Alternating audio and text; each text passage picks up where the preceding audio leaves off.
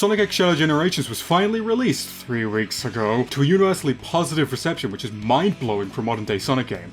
I'd already become disenfranchised with the franchise for a while due to the previous entries of Forces and Frontiers. We'll get to that. And so I hadn't exactly cared much to pay attention to the release of this game, especially after how their last re-release went. I didn't exactly have high hopes. Hell, when I first heard about this game, I was only expecting this to be a basic port with an optional Shadow skin. Due to this, I had no plans to even acknowledge this game. However, when I saw gameplay footage for the first time a couple of days before the game's release, I saw a tiny ray of hope that maybe, just maybe this time, Sonic Team could release something actually cool for once.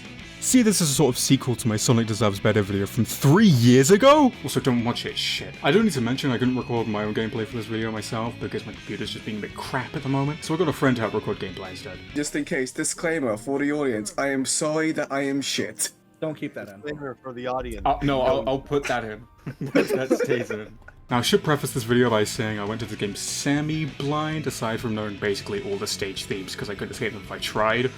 Well, overall, my feelings on the game are positive. I do have a fair amount of critiques and complaints, so if you ever feel like I'm being a bit too negative or get upset at my opinions, if it makes you feel any better, just know my favourite Sonic games are Sonic 3 and Knuckles, Sonic Adventure 2, and Sonic the Black Knight.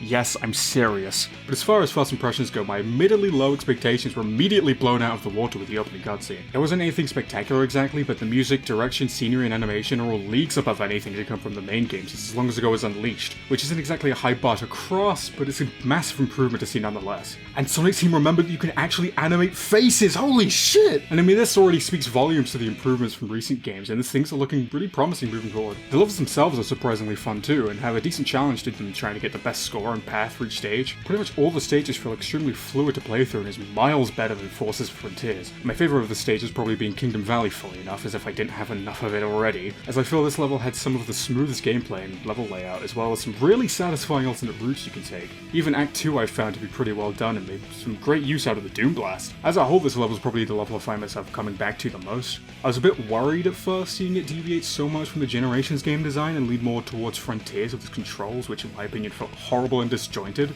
especially while coupled in the open zone and level design of the cyberspace stages, which were both so boring I opted to skip the whole game entirely by fishing through the entire goddamn thing. Can you tell how much I hate Frontiers yet? I turned it into a fishing game with boss fights. And while the levels do still feel a little narrow at times, Shadow controls considerably well for the most part. And unfortunately, while I do kind of get it to an extent, I really don't like the Act 2 stages being in 2D because they just don't feel as interesting and you're never happy to see them. It feels more like a necessary evil at this point when it isn't actually necessary at all. It just facilitates a lot simpler and easier level design. And you can tell that they struggle to make them unique in a way, and this extends to the Act 1 stages. Comparing these stages to the original counterparts, the levels feel more like a remake of the stage rather than a new take on an old level, as opposed to the stages in original Sonic Generations in which they felt like a very distinct reimagining of the levels. So these stages were a bit underwhelming in that aspect, but at the very least the stages are fun and are designed pretty well. And though the Act 2 stages are entirely 2D, the Act 1 stages make up for that by being entirely 3D, and not even original Generations can say that, so that was a much appreciated change. The White Space Hub World is also a really good implementation of the open zone format established by Frontiers, and is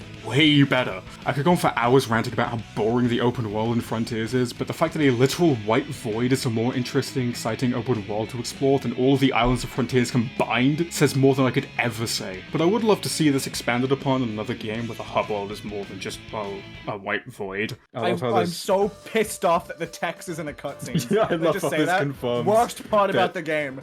I love that this confirms that the text is, like, in the world. There were some goddamn sentimental, emotional cutscenes between Shadow and Maria that just get ruined because Sunset Heights is in the background. Shadow, I really love Sonic Forces. Shadow, if I ever get to go back to Earth, I want to visit a place like Sunset Heights. One major thing that Shadow Generations has over the original, however, is the range of abilities at your disposal. Shadow has the ability to use the world to stop time in its place, which is a simple but appreciated addition to this game's toolkit. The basic utility of Chaos Control adds an extra layer of versatility while making your way through a level in the way of trying to make the most efficient use of the time stop ability to get the best time in a level. I'll say it does feel somewhat awkward at times, since you can't disable the ability once you've activated it, so in certain segments you just kind of get stuck for a second to just think about life, why we are the way we are, and and what went wrong in my life to be stuck pondering life in a Sonic Forces level, and actually how criminally underrated Sonic and the Black Knight is, and how Sonic has never been good since. But oh, would you look at that, it's back. On top of this, Chaos Control is implemented perfectly into the levels, enabling Shadow to reach faster and higher routes with extra little collectibles. Possibly the biggest part of Shadow's arsenal in this game is the addition of the Doom abilities. As you progress through the game and its story, Shadow becomes stronger due to the influence of Black Doom, which, after doing his best Devil May Cry impression, allows him to unlock the power of, Splatoon? Okay, so starting with the first and most basic, Doom Spears is practically just Chaos Spear, but you can hold the button to release multiple at once. Nothing special there, it's just there as an unlockable to lock off the rest of the map until later. The next ability is the Doom Blast, which has a bit more creative use, allowing Shadow to teleport after punting the enemy across the screen. Wait, Shadow, no, those are children, Shadow, no! As previously mentioned, the Doom Blast gets its best use in Kingdom Valley, and overall isn't an ability I'm crazy about, but it's a fun traversal ability to have nonetheless, even if it is a bit circumstantial. Speaking of circumstantial, the next two upgrades are very different in the Doom Wave and Doom Morph. I think that's what they're called. I should have actually checked before. Which are probably my two least favorite abilities in the game. They don't feel particularly fun to control and really serve to get in the way of what I actually want to play. The Doom Morph especially as well. It isn't too difficult when you get the hang of it. Still feels terrible to control, and on top of that, isn't explained very well at all. I don't get their obsession of taking away control of the character I'm playing when I just want to play the damn game as is. Another thing I do want to touch on is the stage selection, or lack thereof. As well, it was cool to see some more stages from previous games get the Generations treatment, such as Final Chase from Sonic Adventure 2 in the former Space Colony arc, Rail Canyon from Sonic Heroes, and Kingdom Valley from Sonic 06. It kinda ends there, as there are only 5 main level themes, not including the final area, which we'll get to in a bit, with the other 2 being Sunset Heights from Forces and Chaos Island from Frontiers. Why is Frontiers here? What is Shadow doing on Chaos Island? He had nothing to do with that game. I only just realized this literally as I'm writing this script, but I swear to God, if the only reason they put this stage in the game is because it has Chaos in the title, I will go to Sega headquarters myself and show them the true power of Chaos Control! As much as I don't like the level choice, I would have preferred something much more interesting. I can at least understand Sunset Heights because of the Shadow DLC, but Frontiers makes absolutely no sense. These 2 stages especially just feel like an excuse to reuse assets. I mean, the Forces stage is practically identical in the beginning. Again, comparing the later generation stage of Rooftop Run and Planet Wisp, the levels themselves feel and look distinct enough to their respective games. Also, not that it really matters to the level design itself, but I just feel personally offended that they felt the need to choose my least favorite Frontiers Island to make into a level when it doesn't even belong here in the first place. Well, I feel now is a good time as any to address the R word. Shadow, it's me, Black Doom. How would you like to play through Radical Highway 6 more fucking times?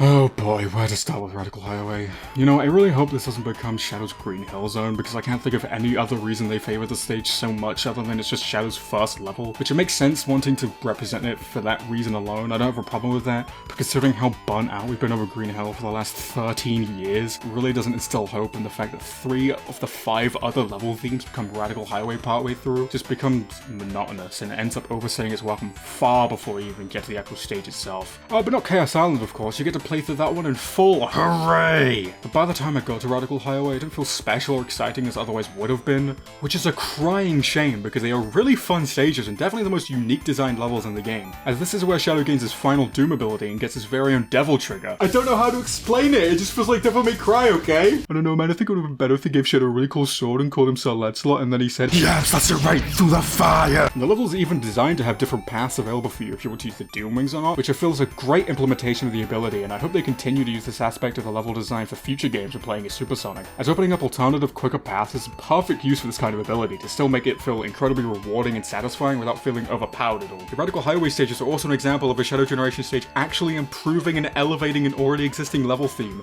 and it very much seems to me like due to Radical Highway being the first stage for Shadow in Sonic Adventure 2, they ended up getting really creative with these levels in order to have the appropriate challenge fit for the final level. I'd also say the opposite goes to the Space Colony Arc stage, as this felt extremely limited due to this being the first stage in the game. While still being a fun stage in its own right, it felt disappointingly held back in comparison to Final Chase being Shadow's last stage in SA2, which is kind of weird actually that they made Shadow's last stage in SA2 the first stage in this game, whereas they made his first stage in SA2 the last stage in this game. It's almost like they made Radical Highway first in order to reuse in later stages to make them longer. Although in fairness, I do get that it's a part of the story with Black Doom messing with Shadow or whatever, but why not have Black Doom transport Shadow to a stage from Shadow the Hedgehog? At least then it'll be thematically relevant to the story, with Shadow's demons coming back to haunt him in the form of Black Doom by revisiting these stages from, you know, the game, not his origin per se, but like the origin of at least this game's story, very much so. And this will make the eventual appearance of Radical Highway a much more welcome surprise, especially considering it's the one stage theme not to be shown in the trailers. It would have made the level selections a lot more palatable in the end. As a whole, this game really could have used a stage from Shadow the Hedgehog and even Sonic and the Black Knight. I think it would have been very interesting to see Shadowed Forest as a stage due to it being tied to Sir Lancelot. Even if it wouldn't exactly make complete sense within the story, but if they can make a case for Mephiles, who was straight up erased from the timeline, you can make a case for some alternate reality bullshit with this. And yes, Black Knight isn't a mainline game as much as I wish it was. But if Water Palace from Sonic Rush can be in the 3DS version of Generations, then Black Knight should be allowed here, goddammit. To take it one step further, you could have also had Asteroid Coaster from Sonic Colors, since Shadow's actually present in the story for the DS game. There are just so many possibilities for stages that the selection feels lacking and terribly underwhelming, especially after the first 3 stages. It certainly doesn't help that the game sort of begins to drag with the final 2 stages, and when I saw that I had to collect 4 keys just after beating Chaos Island, I wanted to throw myself out of my window. The boss selection, however, I feel is fantastic. Although just to get out of the way early, I do feel it's solely missing the rival fights from original Generations. It was really disappointing to see the Sonic fight just be relegated to a cutscene. I get that Sonic does end up winning in order to get the Chaos Emerald for a section of the story, but I honestly would have preferred something where you fight Sonic in the game but still end up losing in the cutscene after the fight, as opposed to just nothing. And also having a silver fight in Radical Train would be a cool addition. If they do want to keep it within the scope of the story, it wouldn't exactly fit. But as unpopular of a choice it may be, there could have been a rival fight for Infinite, or even a Shadow Android fight might have been interesting. But nonetheless, the showing that we do get for boss fights is still really good. Metal Overlord in particular is a really great boss with some sick set pieces that elevate the fight dramatically. The same even goes for the final boss, and a Sonic game with a good final boss is exceedingly rare, and is even up there with some of the great Super Sonic boss fights like Metal Overlord from Sonic Heroes, Dark Queen from Sonic and the Black Knight, Perfect Chaos from, of course, Mario Sonic of the Winter Olympic Games.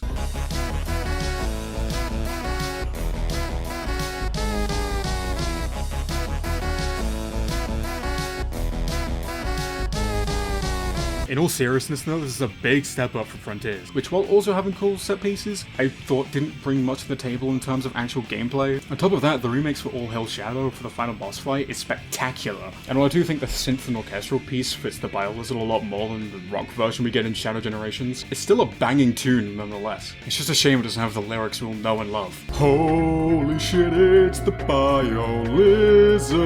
I'm surprised I went this long without mentioning it once, but it's time to talk about the writing. First things first, I'm not going to dwell on this too much because I'm not bothered to play the original Generations through this re-release, but I guess I should mention that yes, Sonic Generations did receive a rewrite, and I guess all I can really say about it is, why? I mean, I'm not upset or anything, more confused. It's not like there's anything to ruin because there's no real story to begin with, so there's really no point, but it's whatever. It's just that there are some aspects of the writing as a whole in this game that really get under my nerves. The writing team for this feel compelled to try to connect every little detail to a previous game or plot point to try and make some world out of the mess that is the Sonic lore. Not for any actual story reason, mind you, just for the sake of reference. I appreciate that they're trying to piece together a world and an interconnecting lore between previous games, but when there wasn't any intention of there being one in the first place, the attempt to create lore falls completely flat. It's hard to exactly put into words what I mean, but for example, the Dark Beginnings animation they released shortly before this game confirms Commander Towers of all people exist in the modern timeline, and on top of that, the adventure storylines as a whole confirming humans exist in this world, except they don't because of that period where Sonic Team deviated from having human characters in Sonic games for so long they ended up replacing them entirely in Forces, which ends up creating a dissonance between these two canons which really needs to be explained before going and just blindly referencing past games without a second thought for the sake of quote-unquote world building. And there are many of these inconsistencies across the Sonic timeline because they were never meant to be connected in the first place. Like when the moon gets destroyed in Sonic Adventure 2 and when asked why the moon is fine in later games, Izuka just says, "Oh, turn to the other side so it just looks complete." Like, that's not how moons work. On top of this, is also really annoying to be thrown reference after reference in the way of actual writing. Like, it'll be a date to die for. Shut up, dude, get over yourself. But Sonic Team, if you have this space colony arc here, that means you have to admit that people exist in this universe. That's what's really confusing to me, because they are. Because the little animation thing they did to this, which I'm pretty sure is canon, has General Towers in it from Shadow the Hedgehog. So, like, what's the continuity here? Okay, are they humans or are they not?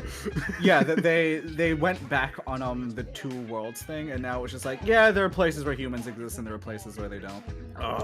Yeah. Like, if they want to have, like, all this connected, well, they have to explain how the goddamn world works. I feel like they went into it on a Tales tube. We also got lore on King Boom Boom recently in one. Actually. Oh my god, I'm gonna... That's what we've been I'm waiting gonna- for. I swear to god, why... Yeah, I'm glad we why finally King have. Boom Boo? I'm glad we finally have like a lore team and all that. Time to address the real pressing issues of the Sonic world. King Boom Boom. You know, everyone's favorite boss that goes.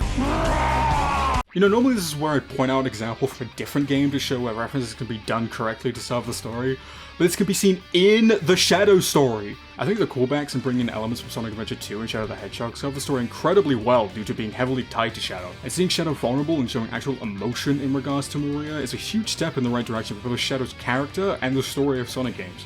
I may be reading too much into this, but I really like how the game starts with Shadow on the Ark, possibly implying he hasn't fully moved on from the horrible Ark tragedy. Maria, I'm back. I've got a sausage roll from Greg's. Wait, Shadow, no! You know I'm celiac. I can't have gluten. Also, I'm vegan. What have you done? Maria! Goodbye, Shadow.